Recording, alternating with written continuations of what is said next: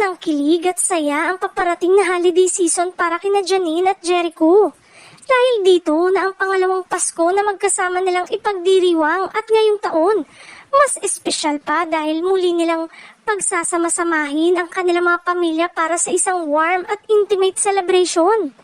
Ayon sa mga malalapit sa kanila, naging sobrang memorable ang unang Pasko magkasama ang dalawa noong nakaraang taon.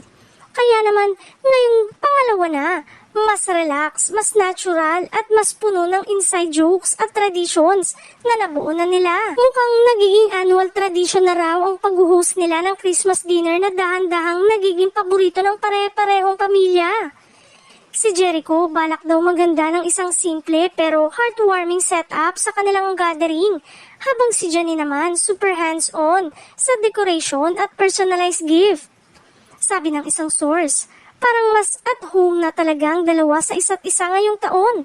Walang pressure, walang arte, puro genuine na ang saya lang. Marami tuloy ang naniniwalang ang pangalawang Pasko nilang ito ay patunay na mas lumalalim ang relasyon nila. Lalo na't patuloy nilang pinipili ang pamilya bilang core ng kanilang holiday celebration. Sa dami na naghihintay sa kanila, traditions, banding at tawanan, mukhang magiging isa na namang unforgettable Christmas ang taon na ito para kina Janine at Jericho at sa kanilang mga mahal sa buhay.